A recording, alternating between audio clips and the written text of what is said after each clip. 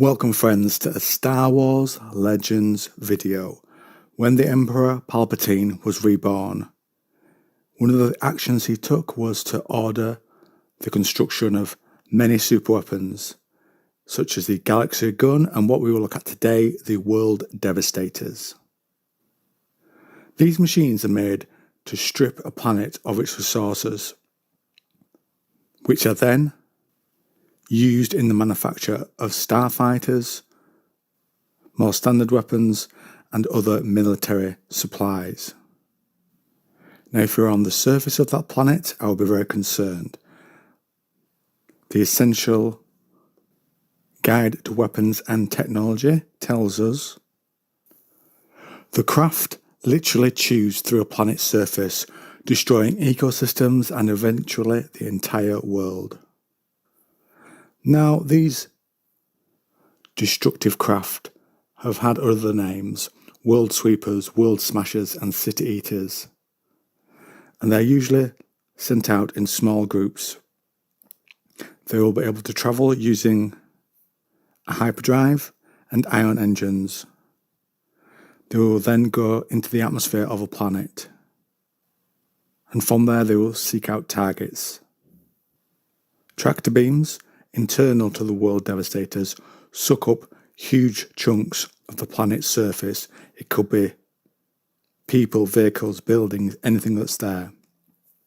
And then it's funneled into the World Devastator's molecular furnace, where it is broken down or converted into something useful to the Devastator.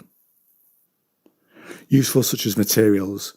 And if it is the materials, they are then sent to droid-controlled factories that are located in the Devastator. As an example, at the Battle of Mon Calamari, World Devastators generated squadrons of automated TIE starfighters with droid brains inside to operate them. So, the Devastators could become mobile airfields or weapons platforms, depending upon the circumstances. World Devastators often target cities because they are rich in the materials that the Devastator will use. They will also consume any type of terrain they encounter.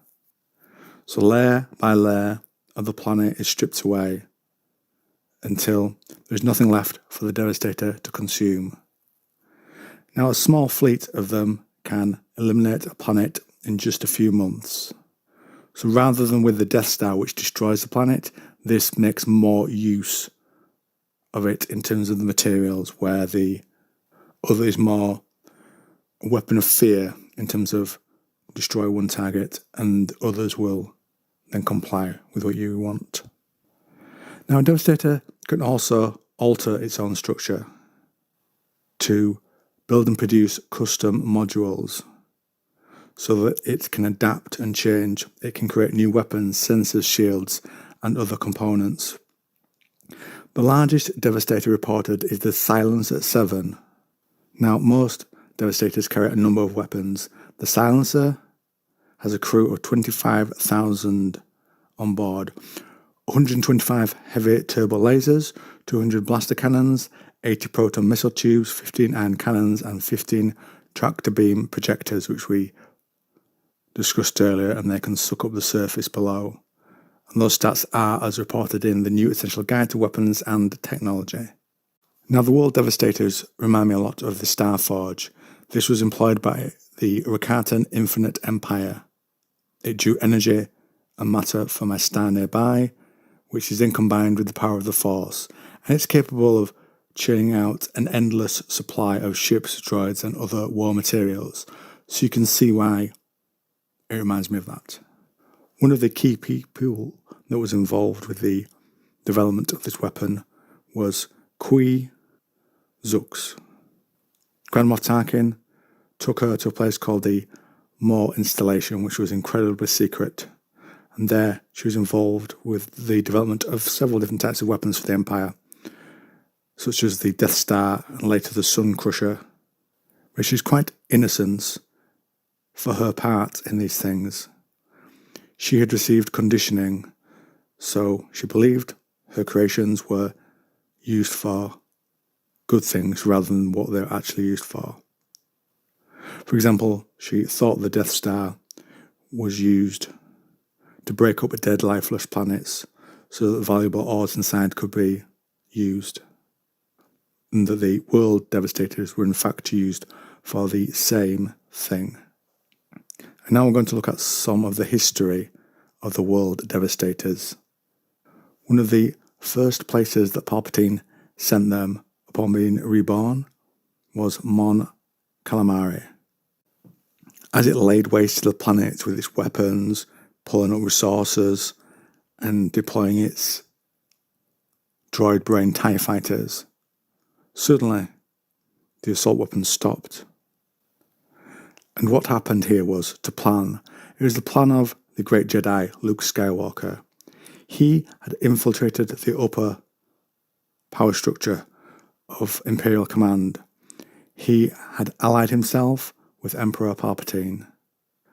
There he'd gained the position of Supreme Commander. And from there, he shut the Devastators down. But they still put out more weapons. So the Republic, the New Republic in fact, had to find a new plan. Now Luke had been able to get a great deal of information in terms of Imperial data via R2-D2. R2 was also able to interpret the data and create a new code. Using it, that would interfere with the Devastators' droid brains. And of course it worked. The Devastators, which could not seemingly be destroyed by the ships of the New Republic, turned on each other. And in the end, they left nothing but dead hulks in the Waterworld's oceans. And that, friends, is where I end today's video. I hope you enjoyed this. I'm very much a fan of the Star Wars Dark Empire, and I hope you enjoyed what I brought you today.